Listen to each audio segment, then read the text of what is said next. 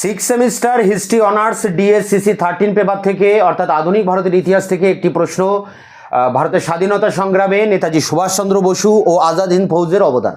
20 নম্বরের এই প্রশ্ন উত্তর নিয়ে আলোচনা করবে এই ভিডিওতে। আলোচনা শেষে এর 20 নম্বরের অ্যান্সার তোমাদের সামনে তুলে ধরবো। তা দেখো, নেতাজি সুভাষচন্দ্র বসু মহান বিপ্লবী, বাঙালিদের মধ্যে শ্রেষ্ঠ বিপ্লবী, সারা ভারতেরই শ্রেষ্ঠ বিপ্লবী বলা যায় নেতাজি সুভাষচন্দ্র বসুকে। কারণ তার মতো করে কেউ ভারতের স্বাধীন করার কথা ভাবতে পারেনি। ইংরেজ সরকারকে হারাতে গেলে যে পাশ্চাত্য এই শক্তিকে হারাতে গেলে বৈদেশিক সাহায্যের যে খুবই দরকার, এই প্রয়োজন, এই উপলব্ধি কিন্তু তিনিই প্রথম করতে পেরেছিলেন। এবং সেই উপলব্ধি থেকে তিনি দেশের বাইরে গিয়ে একটা সেনাবাহিনী তৈরি করে এই ব্রিটিশ সরকারের বিরুদ্ধে সরাসরি যুদ্ধ ঘোষণা করেন এবং তিনি ইতিহাসে স্বর্ণাক্ষরে তার নাম কিন্তু লিখে রেখে গেছেন। এখন এই নেতাজি সুভাষচন্দ্র বসুর যে কর্মকাণ্ড এবং এই আজাদ হিন্দ ফৌজ, এই সময়টা কিন্তু সব দ্বিতীয় বিশ্বযুদ্ধের সময়। দ্বিতীয় বিশ্বযুদ্ধ 1939 থেকে 45 এই যে সময়টা চলে, এই সময়ই এই নেতাজি সুভাষচন্দ্র বসু এবং আজাদ হিন্দ ফৌজের কর্মকাণ্ডটাও চলে। দ্বিতীয় বিশ্বযুদ্ধের সময় ভারতের যারা কংগ্রেস নেতৃবর্গ, বিশেষ করে গান্ধীজি, তার ধারণা হয়েছিল যে এই দ্বিতীয় বিশ্বযুদ্ধ যেটা চলছে সেটা দুটি দলের মধ্যে চলছে। একদিকে রয়েছে ফ্যাসিবাদী শক্তি অর্থাৎ জাপান এবং জার্মানি, ফ্যাসিবাদী শক্তি, আর অন্যদিকে রয়েছে ইংল্যান্ড, ফ্রান্স, গণতান্ত্রিক শক্তি। তা ফ্যাসিবাদী শক্তিকে পৃথিবীর শান্তির জন্য এই ফ্যাসিবাদী শক্তিকে ধ্বংস করা দরকার। এবং সেই ধ্বংসটা কে করছে? না, গণতন্ত্রের সমর্থক ইংল্যান্ড, ফ্রান্স। তাহলে ভারতবর্ষের এখন উচিত কি? ভারতবর্ষের এখন উচিত হবে চুপচাপ বসে এটাকে পর্যবেক্ষণ করা। অর্থাৎ এই সময়ে ব্রিটিশ সরকারের বিরুদ্ধে যুদ্ধ করার সময় বা বিদ্রোহ করার সময় এখন আসেনি। কিন্তু এই কংগ্রেস নেতৃবর্গ কখনো বুঝতে চেষ্টা করেননি যে কোনো পাশ্চাত্য সাম্রাজ্যবাদী শক্তি নিজের ইচ্ছায়, স্ব ইচ্ছায় তার উপনিবেশকে স্বাধীনতা দিয়েছে। এরকম নজির কিন্তু নেই। এই সহজ সত্য বিষয়টা জাতীয় কংগ্রেসের নেতৃবর্গ উপলব্ধি করতে পারেননি। উপলব্ধি করতে পেরেছিলেন নেতাজি সুভাষচন্দ্র বসু। তিনি বুঝতে পারেন দেশকে স্বাধীন করতে গেলে এই দ্বিতীয় বিশ্বযুদ্ধের রণাঙ্গনে ইংরেজ শক্তি বিভিন্ন জায়গায় জাপান, জার্মানির কাছে পর্যুদস্ত হচ্ছে, তারা বেকায়দায় পড়ে আছে। এই ইংল্যান্ডের বিরুদ্ধে যুদ্ধ ঘোষণা করার এখনই সঠিক সময় এবং তাদের এই বেকায়দার সময়ে তাদের বিরুদ্ধে বিদ্রোহ করে ভারতবর্ষের স্বাধীনতা এখনই ছিনিয়ে আনার সময়। ফলে স্বাভাবিকভাবে এই বিষয়টা নিয়ে কংগ্রেসের সাথে সুভাষের কিন্তু মতবিরোধ দেখা দেয় এবং একটা সময় মহাত্মা গান্ধী ষড়যন্ত্র করে, শুধুমাত্র ষড়যন্ত্র করে এই নেতাজি সুভাষচন্দ্র বসুকে জাতীয় কংগ্রেস থেকে বহিষ্কার করেন। সুভাষচন্দ্র বসু ফরওয়ার্ড ব্লক তৈরি করে তার নিজস্ব ধ্যান ধারণাকে বিস্তার করতে থাকে। ঠিক এই সময়ে 1935-এর ভারত শাসন আইন অনুযায়ী ভারত রক্ষা আইনে নেতাজি সুভাষচন্দ্র বসুকে গ্রেপ্তার করে তার এলগিন রোডের বাড়িতে অন্তরীণ করে রাখা হয়। কি কারণে? না, দ্বিতীয় বিশ্বযুদ্ধ চলছে, এখন ব্রিটিশ সরকারের বিরুদ্ধে ভারতীয় বিপ্লবীরা বিদ্রোহ করতেই পারে এবং ভারতীয় বিপ্লবীদের মোস্ট ওয়ান্টেড বিপ্লবীদের মধ্যে প্রথমেই রয়েছে সুভাষচন্দ্র বসু। অর্থাৎ তিনি হচ্ছেন বিপজ্জনক বিপ্লবী। তা তাকে বিপজ্জনক বিপ্লবী আখ্যা দিয়ে তার নিজেরই বাড়িতে তাকে গৃহবন্দী করে রাখা হয়। অবশেষে সুভাষচন্দ্র বসু তার ভাইপো শিশির বসুর সহায়তা নিয়ে তিনি ছদ্মবেশে, ফল বিক্রেতার ছদ্মবেশে বাড়ি থেকে বেরিয়ে ওই মধ্যরাতে ফ্রন্টিয়ার যে মেল, কালকা মেল, ফ্রন্টিয়ার মেল, সেই মেলে উঠে বসেন। লক্ষ্য আফগানিস্তানের কাবুল। তো অনেক পথ কষ্ট সহ্য করে তিনি কাবুলে আসেন এবং কাবুল থেকেও অনেক দুর্গম পথ অতিক্রম করে তিনি রাশিয়াতে গিয়ে পৌঁছান এবং রাশিয়ার যে রাষ্ট্রপ্রধান স্টালিন তার সাথে দেখা করেন এবং ভারতের স্বাধীনতার ব্যাপারে তার কাছে সাহায্য চান। কিন্তু এখানে নেতাজি একটু ভুল করেন। তিনি এটা বুঝতে পারেননি বা পরে বুঝেছিলেন যে দ্বিতীয় বিশ্বযুদ্ধে ইংল্যান্ডের সহযোগী দেশ হচ্ছে রাশিয়া। তাহলে রাশিয়া কখনোই ইংল্যান্ডের বিরুদ্ধে ভারতকে সাহায্য দেবে না। এটা যখন তিনি বুঝতে পারলেন তখন তিনি রাশিয়া ছেড়ে ইংল্যান্ডের শত্রু জার্মানি হিটলারের কাছে গেলেন এবং হিটলারের যে মন্ত্রী, বিদেশ মন্ত্রী হিমলার, তার সাথে দেখা করছেন এবং ভারতের সাহায্যের ব্যাপারে, মানে ভারতের স্বাধীনতার জন্য জার্মানির সাহায্যের জন্য তাদের কাছে তিনি আবেদন করেন।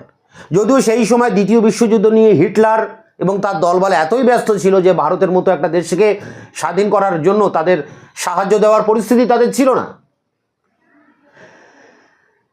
সুভাষচন্দ্র বসু জার্মানির বার্লিনে একটি বেতার কেন্দ্র স্থাপন করেন এবং সেই বেতার কেন্দ্র মারফত ভারতের বিপ্লবীদের সাথে তিনি যোগাযোগ রেখে চলেন। এরপর তিনি জাপানের প্রধানমন্ত্রী মার্শাল তোজো তার আমন্ত্রণে তিনি জাপানে আসেন। কিন্তু সুভাষচন্দ্র বসু জাপানে যাওয়ার আগে দিল্লি ষড়যন্ত্র মামলায়, দিল্লি বোমা ষড়যন্ত্র মামলায় 1915 সালে রাসবিহারী বসু তিনি কিন্তু ভারত ছেড়ে পালিয়ে জাপানে গিয়েছিলেন। এবং জাপানে যখন এই দ্বিতীয় বিশ্বযুদ্ধ চলছে তখন জাপানিদের হাতে বন্দী যে সমস্ত ইংরেজ ভারতীয় সেনা, সেই ভারতীয় সেনা যারা ইংরেজদের হয়ে যুদ্ধ করছিল এবং পরাজিত জাপানের হাতে, তারা বন্দী হয়েছে জাপানের হাতে, তাদেরকে উদ্ধার করে এই রাসবিহারী বসু একটা বড় সেনাবাহিনী তৈরি করেন, নাম দেন ইন্ডিয়ান ন্যাশনাল আর্মি, INA, যার আরেক নাম আজাদ হিন্দ ফৌজ। সুভাষচন্দ্র বসু অনেক দুঃখ কষ্ট সহ্য করে সাবমেরিন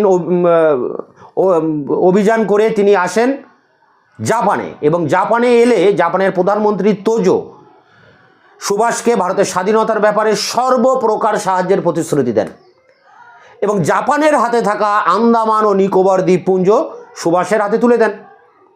এরপর রাসবিহারী বসু সিঙ্গাপুরে এক জনসভা করেন এবং সেই জনসভায় সুভাষচন্দ্র বসুকে এই ইন্ডিয়ান ন্যাশনাল আর্মি অর্থাৎ আজাদ হিন্দ ফৌজের সর্বাধিনায়ক ঘোষণা করেন। এবং রাসবিহারী বসু আরেকটি যে সংগঠন তৈরি করেছিলেন ইন্ডিয়ান ন্যাশনাল লীগ, সেই লীগের দায়িত্বটিও সুভাষের হাতে তুলে দেন এবং সুভাষ নেতাজি অভিদায় ভূষিত হন তার এই সেনাবাহিনীর হাতে বা কাছে। এবং নেতাজি তার এই বাহিনীকে 5টি ভাগে ভাগ করেন, Nehru brigade, Gandhi brigade, Subhash brigade, Azad brigade এবং ঝাঁসির ব্রিগেড। এর পরবর্তীতে নেতাজি কি করেন, আজাদ হিন্দ সরকার তৈরি করেন এবং রেঙ্গুন তার হেডকোয়ার্টার তৈরি করেন।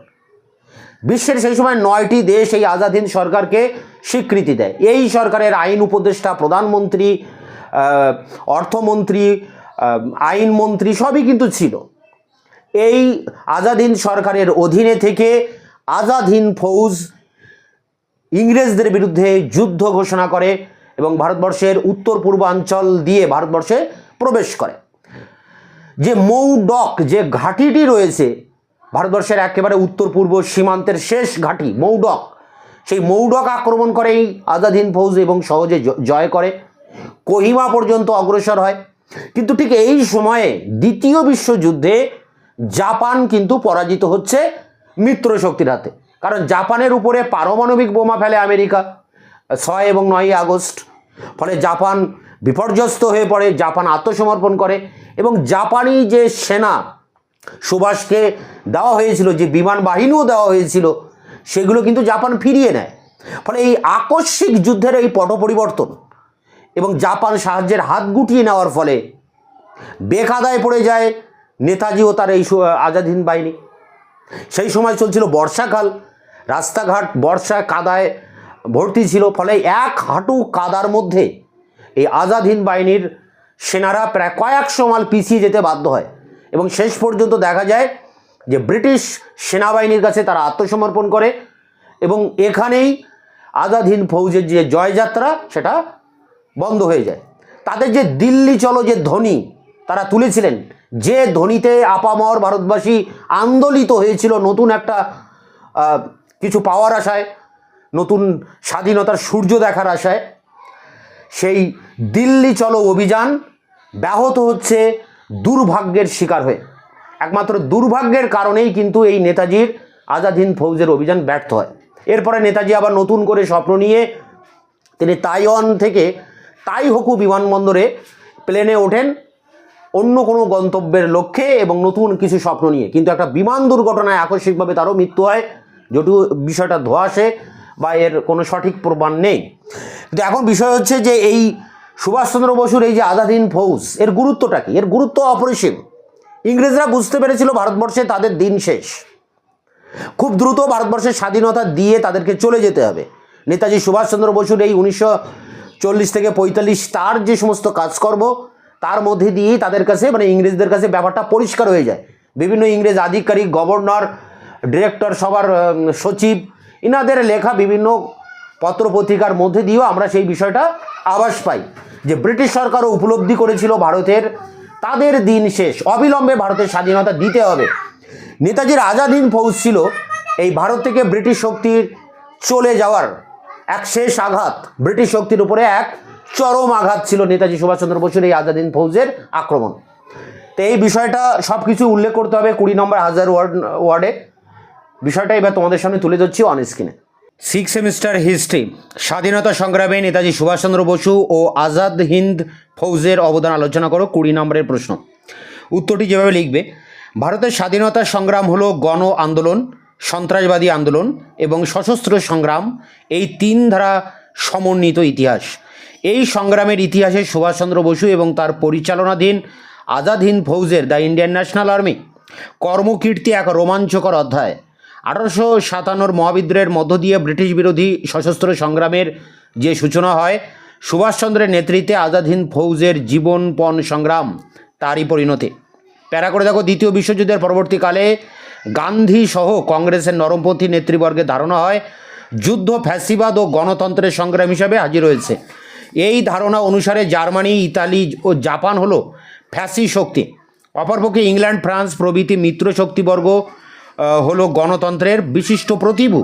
অতএব যুদ্ধ শেষ না হওয়া পর্যন্ত মিত্রশক্তিকে ভারতবাসীর সমর্থন জানানোই সংহত। প্যারা করে এ বিষয়ে সুভাষচন্দ্র ভিন্ন কথা বলেন।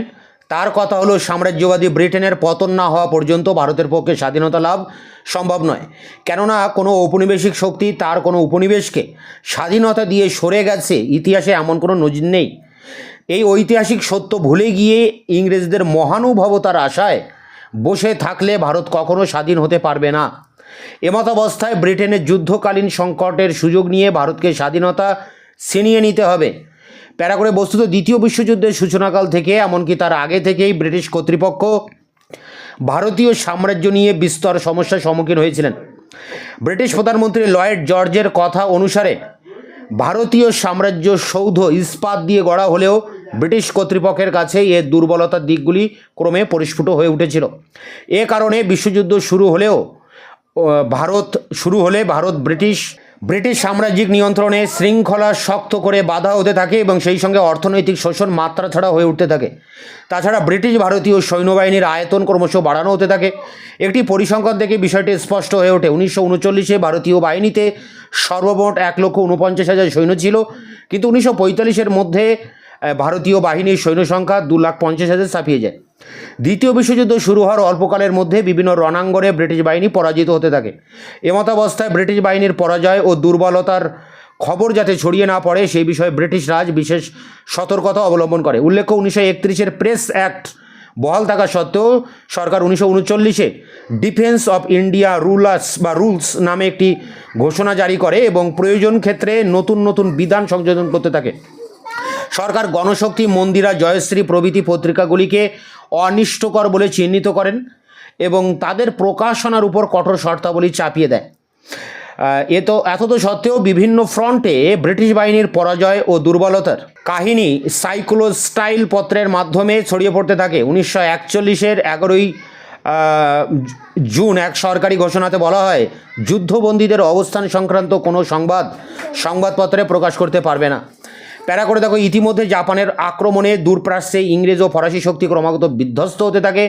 তাছাড়া দক্ষিণ পূর্ব এশিয়ার প্রবাসী ভারতীয়রা এ সময় বিপ্লবী রাসবিহারী বসুর নেতৃত্বে ইন্ডিয়ান ইন্ডিপেন্ডেন্স লিগ বা IIL একটি বিপ্লবী সংস্থা এবং জাপানের হাতে বন্দী ব্রিটিশ বাহিনীর ভারতীয় সৈন্যদের নিয়ে আজাদ হিন্দ ফৌজ বা INA নামে একটি ফৌজ গড়ে তুলেছিলেন 1 September 1942।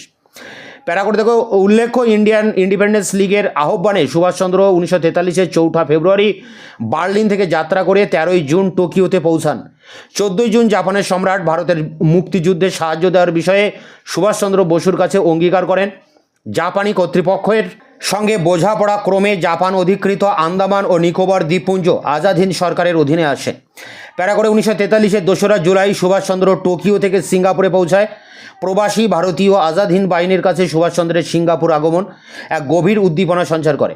4 July Indian independence League এবং ইন্ডিয়ান ন্যাশনাল আর্মির চেয়ারম্যান রাসবিহারী বসু সুভাষচন্দ্রের হাতে ইন্ডিয়ান ইন্ডিপেন্ডেন্স লীগের সভাপতিত্ব ও আজাদ হিন্দ ফৌজের আইএনের নেতৃত্ব তুলে দেয়। 23শে সেপ্টেম্বর সুভাষচন্দ্র বসু আনুষ্ঠানিকভাবে আজাদ হিন্দ সরকার গঠন করে। জাপান, জার্মানি ও ইতালি প্রভৃতি 9টি রাষ্ট্র আজাদ হিন্দ সরকারকে স্বীকৃতি জানায়। প্যারা করে দেখো, সুভাষচন্দ্র বসুর পরিচালনায় আজাদ হিন্দ ফৌজ অল্প সময়ের মধ্যে এক সুশৃঙ্খল বাহিনীতে পরিণত হয়ে ওঠে। গান্ধী, নেহরু, মৌলানা আজাদ, ঝাঁসি এবং সুভাষের নামাঙ্কিত 5টি ব্রিগেডের আজাদ হিন্দ ফৌজ বিভাজিত হয়। এখন থেকে ইন্ডিয়ান ন্যাশনাল আর্মির রণধ্বনি হলো চলো দিল্লি। আজাদ হিন্দ ফৌজের দিল্লি চলো রণধ্বনি ভারতবাসীর মনে স্বদেশের মুক্তির বিষয়ে এক অভূতপূর্ব উন্মাদনা সৃষ্টি করে। এই সময় সুভাষচন্দ্র বসু বলেন, লালকেল্লার victory parade day Indian national আর্মির চরম দুঃখ কষ্টের মুক্তি ঘটবে। প্যারা করে দেখো, প্রথম দিকে সুভাষচন্দ্র বসুর ইন্ডিয়ান ন্যাশনাল আর্মির যুদ্ধ পরিকল্পনা দ্রুত সফল হতে থাকে। 1944-এর ফেব্রুয়ারিতে ইন্ডিয়ান ন্যাশনাল আর্মির একটি অংশ ভারতের পূর্ব সীমান্তে অবস্থিত মৌডাক ঘাঁটি জয় করেন এবং মণিপুরের রাজধানী ইম্ফল অধিকারের জন্য 2 দিক থেকে সাঁড়াশি অভিযান চালান। কিন্তু জাপান কর্তৃপক্ষ এ সময় ইন্ডিয়ান ন্যাশনাল আর্মিকে প্রতিশ্রুতি অনুযায়ী বিমান ও সেনা দিয়ে সাহায্য করেনি। ফলে ইন্ডিয়ান ন্যাশনাল আর্মি বিপন্ন হয়ে পড়ে এবং ইন্ডিয়ান ন্যাশনাল আর্মির সৈন্য সেনাপতিরা ব্রিটিশ বাহিনীর হাতে বন্দী হয়। ইতিমধ্যে বিভিন্ন রণাঙ্গনে ব্রিটিশ ও মার্কিন বাহিনীর হাতে জাপান পরাজিত হতে থাকে। সিঙ্গাপুরের পরাজয়ের পর জাপান এবং সেই সঙ্গে ইন্ডিয়ান ন্যাশনাল আর্মি ব্রিটিশ বাহিনীর কাছে আত্মসমর্পণ করে। প্যারা করে সুভাষচন্দ্র বসুর নেতৃত্বে পরিচালিত ইন্ডিয়ান ন্যাশনাল আর্মি জীবনপণ সংগ্রাম একদিকে ভারতীয় মুক্তি আন্দোলন এবং অপরদিকে ব্রিটিশ রাজ্যের অন্তিম পর্বের চিন্তাভাবনা ও কর্মকীর্তিকে গভীরভাবে প্রভাবিত করে। এই সময় থেকে ব্রিটিশ রাজের ধারণা হয় ভারতীয় বাহিনীর উপর নির্ভর করে ভারত শাসন করা সম্ভব নয়, কারণ ভারতীয় সৈন্যদের অধিকাংশই মুক্তি আন্দোলনের দ্বারা প্রভাবিত হয়েছে। এমতাবস্থায় ভারতীয় সৈন্যদের উপর নির্ভর করে ভারত শাসন করতে হলে বড় ধরনের ঝুঁকি নিতে হবে। অব্যবহিত উত্তরকালে সংগঠিত রয়্যাল ইন্ডিয়ান নেভি অর্থাৎ নৌবিদ্রোহের কথা এখানে বলা হচ্ছে, নেভির বিদ্রোহ সূত্রে ব্রিটিশ রাজ এই ঝুঁকি সম্পর্কে আরও অবগত হয়। ইন্ডিয়ান ন্যাশনাল আর্মির যুদ্ধবন্দীদের বিচার সূত্রে ভারতে ব্রিটিশ শাসন অব্যাহত রাখা সংক্রান্ত ব্রিটিশ কর্তৃপক্ষের অন্তিম পর্বের উপর এক প্রচণ্ড আঘাত আনে। তাছাড়া ইম্পেরিয়াল ইন্টেলিজেন্স ব্রাঞ্চের ডাইরেক্টর এ প্রসঙ্গে লিখেছেন, এ যাবৎ যারা ব্রিটিশ সরকার বিরোধী ছিল শুধুমাত্র তারাই ইন্ডিয়ান ন্যাশনাল আর্মির ঘোর সমর্থকে পরিণত হয়েছে এমনটি নয়। এ যাবৎ ব্রিটিশের একান্ত অনুগত পরিবারগুলিও ইন্ডিয়ান ন্যাশনাল আর্মির সমর্থকে পরিণত হয়েছে।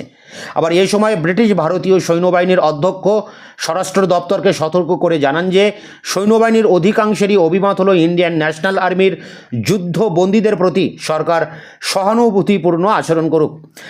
শেষ প্যারা দেখো, উপরই লিখিত আলোচনা সূত্রে স্পষ্ট যে ইন্ডিয়ান ন্যাশনাল আর্মির কর্মকীর্তি এবং ইন্ডিয়ান ন্যাশনাল আর্মির যুদ্ধবন্দীদের বিচার ভারতে ব্রিটিশ শক্তির স্থায়িত্বকালের সীমারেখাটির সংকুচিত করে দেয়। এ কারণে ব্রিটিশ রাজ ভারত ছেড়ে চলে যাওয়ার বিষয়টি শুধুমাত্র সময়ের ব্যাপারে হয়ে দাঁড়ায়। ভারতে মন্ত্রী মিশনের আগমনে এই বিষয়টিকে স্পষ্ট করে দেয়। তো এই ছিল ভারতের স্বাধীনতা সংগ্রামে নেতাজি সুভাষচন্দ্র বসু ও তার আজাদ হিন্দ ফৌজের অবদান। 20 নম্বরের প্রশ্ন উত্তর, এটি সংগ্রহ করে পরীক্ষার প্রস্তুতি নাও। দেখা হচ্ছে অন্য ভিডিওতে।